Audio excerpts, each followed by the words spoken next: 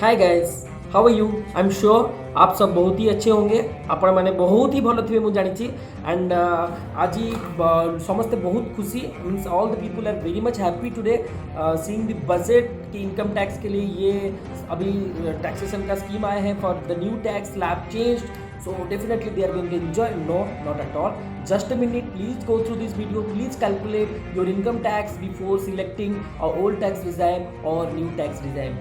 My dear friends, if whenever you are going to select, because I think the deadline they will be giving, I think by the end of March or April 1st, will be selecting a new tax regime or old tax regime. So each and everybody, it is for you to understand how the tax is calculated, how from your income tax is calculated, and whether you should go for this old tax regime or a new tax regime. The new tax regime which is right now, you guys have seen it today, that up to 7 lakh आपको taxation नहीं है, बहुत ही अच्छा हो गया. No, it's not going to help you. It's going to help people whose salary is very less, like 7-8 lakhs people. They're definitely going to get it on, because 7-8 lakh salary में अभी लोगों के लिए मज़ा है. बट जिसके सैलरी 15 लाख के अंदर है, 7 लाख से ऊपर और 15 लाख के अंदर है, for them this new tax regime is also definitely good. And again, जिसका सैलरी 15 लाख से ज़्यादा है, for them it is definite they should go with the old tax regime. Why?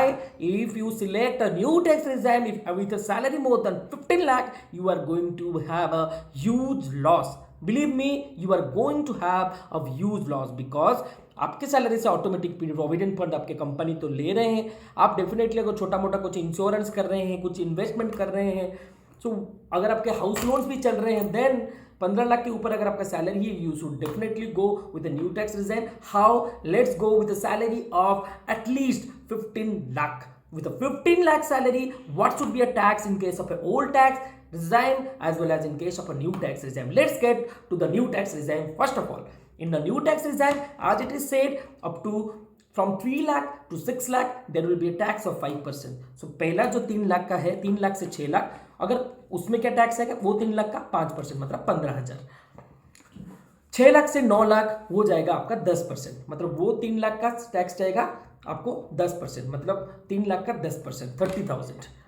Up to 9 lakh आपको ये टैक्स आ गया. 9 लाख से 12 लाख आपका जो है उसमें 15%, 3 लाख का 15%, वो हो गया आपका 45,000. 12 lakhs to 15 lakhs, ये 3 lakhs के लिए जो आपका सैलरी है, वो 3 lakhs के लिए 20%, तो वो हो गया 60,000.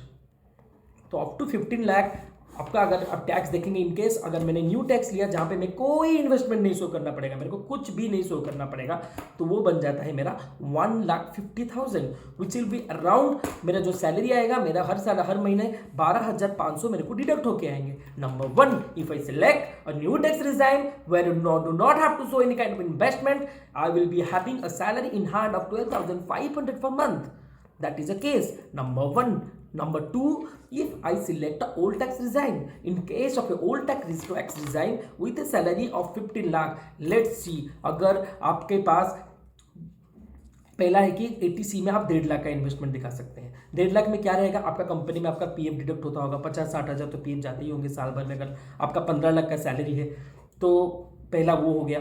अगर आपका पीएफ है 15 लाख का सैलरी, तो पीएफ आपका नॉर्मली 60 to 70,000 आराम से तो आपका रहता ही है साल भर में प्रोविडेंट फंड, तो वो आप दिखा सकते हैं. आप अगर कोई म्यूचुअल फंड में इन्वेस्ट कर रहे हैं टैक्स, एंड आपका अगर कोई लाइफ इंश्योरेंस है, आजकल तो सब लोग टर्म इंश्योरेंस भी ले रहे हैं टर्म बेनिफिट्स के लिए, सो ओवरऑल आप 80C में 1.5 लाख का इन्वेस्टमेंट दिखा सकते हैं. एक 15 लाख सैलरी करने वाला बंदे का अभी सैलरी बन गया 13,50,000, 13,50,000. अभी इस पर अगर आपका हाउस लोन है तो आपका हाउस लोन का इंटरेस्ट कम हो जाएगा, जो कि 2 लाख तक आप दिखा सकते हैं, तो ये 11,50,000 हो जाएगा. मान लीजिए मेरा हाउस लोन भी नहीं है, मैं हाउस रेंट अलाउंस भी दिखा सकता हूँ. मैं जो रेंट पे कर रहा हूँ और मेरा जो बेसिक सैलरी है उससे मेरा ये रेंट HRA कैलकुलेट होता है. आप इंटरनेट से चेक कर सकते हैं आपका HRA कैलकुलेट कैसे होता है. मान लीजिए आप अगर 10,000 के नीचे, मतलब 1 लाख तक का रेंट दे रहे हैं और आपका 15 लाख सैलरी है, फिर आपको whatever rent you are paying, आप वो HRA कैलकुलेट कर सकते हैं. प्रोबेबली HRA 50-60 हज़ार आप माइनस हो जाएगा, या फिर उससे ज़्यादा अगर आप बहुत ज़्यादा मेट्रो सिटी में बहुत ज़्यादा रेंट पे आप रुक रहे हैं और आप ओनर की डिटेल्स शेयर कर सकते हैं, PAN cards and all, then in that sense आप रेंट एग्रीमेंट दे सकते हैं. देन आप 1 लाख से ज़्यादा आप HRA में मतलब आप पा सकते हो अलाउंस, मतलब HRA में आप शो कर सकते हो आपके टैक्सेशन के लिए. नहीं तो 1 लाख से नीचे के लिए आपको ज़्यादा डॉक्यूमेंट्स पैन कार्ड वगैरह रेंट एग्रीमेंट नहीं लगेगा. नॉर्मल रेंट रिसिप्ट में इट इज़ ओके फाइन. सो अभी जो 15 लाख का सैलरी था, 1.5 लाख मेरा 80C का माइनस हो गया, 13,50,000 हो गया। उसमें से अगर मैं बताऊंगा कि मेरा हाउस का जो लोन है, अगर मैंने हाउस लिया है तो वो मेरा भी 11,50,000 हो गया। ये मैं बता रहा हूँ आपको ओल्ड टैक्स रिजाइम में। अभी मेरा जो सैलरी है वो 11,50,000 है, उस पर फिर मेरे पेरेंट्स का और मेरा को जो हेल्थ इंश्योरेंस है वो 80D में मैं दिखा सकता हूँ। और अगर आपने NPS लिया होगा तो और भी 50,000 कम हो जाएगा NPS में। ठीक है, आपने अगर नहीं भी लिया है तो अभी 11,50,000 पे भी मैं काउंट करूँ, अभी हेल्थ इंश्योरेंस काउंट कर दूँ, माइनस कर लूँ तो वो 11 लाख बन जाता है। अभी मैं अगर 11 लाख का सैलरी देखूंगा तो जो ओल्ड टैक्स रिजाइन का प्रोसेस है, पहला 2.5 लाख के लिए नो टैक्स, 2.5 से 5 लाख के लिए 5%। सो वो 2.5 लाख के लिए आपका जो टैक्स बनेगा वो है 2.5 लाख का 5%, वो हो गया 12,500। तो अप टू 5 लाख आपका टैक्स हो गया 12,500। 5 लाख से 10 लाख के लिए आपका जो टैक्स है वो 20%, मतलब वो 5 लाख का 20% हो गया वो 1 लाख। 10 लाख के बाद आपका जितना है उसमें 30% लगेगा। अगर आपका 11 लाख सैलरी बनता है, जिसमें अगर आप हाउस घर परचेस किए हैं, वो पार्ट कम होने के बाद 2 लाख, आपका 11 लाख बनता है, तो ये 1 लाख का 30%, मतलब ये आपका हो जाएगा 30,000। अगर मान लीजिए मैं हाउस लोन ले लिया हूँ और मैं रेंट अलाउंस खाली दिखा रहा हूँ, तो ये 11 लाख की जगह में ये क्या हो गया आपका 12,50,000 हो जाएगा, 50,000 माइनस हो जाएगा रेंट के लिए, तो 12,50,000, मतलब ये 2.5 लाख का आपको 30% लगेगा। फिर वो हो जाता है 30 के जगह में वो 75,000 हो जाता है। तो आपके पास अगर आपका 11 लाख का सैलरी है, अगर आपका 15 लाख का सैलरी है, अगर आप उसमें हाउस को रेंट पे दिखाते हैं तो आपका सैलरी बन जाता है लगभग 12,50,000, और उस पर जो आपको टैक्स बनते हैं वो आपको बन जाते हैं 1,87,500। अगर आपका हाउस अपने लोन पे लिया है और आप लगभग आपका साल में 2 लाख का इंटरेस्ट है, तो ये 12,50,000 आपका 11 लाख बन जाएगा और थोड़ा कम हो जाएगा इसमें सैलरी। तो 11 लाख में आपको जो टैक्स देना पड़ेगा वो 1,42,500 एनी डे। अगर आप इतना इन्वेस्टमेंट ये सब दिखाने के बाद आपका 1,42,500 जाता है, और इसमें 1,87,000 1,90,000 तक चले जाता है आपका ओल्ड टैक्स रिजाइम में। अगर आपने मोस्ट पीपल सबने तो नहीं लिया होगा घर, तो मोस्टली 1,80,000 1,90,000 तक आपको देना पड़ता है tax, even if after showing all this things, investments, all papers, all document submit करने के बाद। सो गाइज, अगर आपके सैलरी 15 लाख के अंदर है, आपने न्यू टैक्स में देखा, न्यू टैक्स रिजाइम में आपका जो टैक्स आ रहा है वो आ रहा है तकरीबन आपको 15 लाख के सैलरी में 1.5 lakh. So probably 1.5 lakh in the sense हर महीने आपको 12,500 से आपका सैलरी से डिडक्ट हो जाएंगे if you are selecting a new tax regime. If you are selecting a old tax regime, then in that way you have to show the investment, and if your salary is less than 15 lakh or 15 lakh, you should definitely go with a new tax regime. But my dear friends, it is my kind request, even if you go for a new tax regime, do not opt out from investing.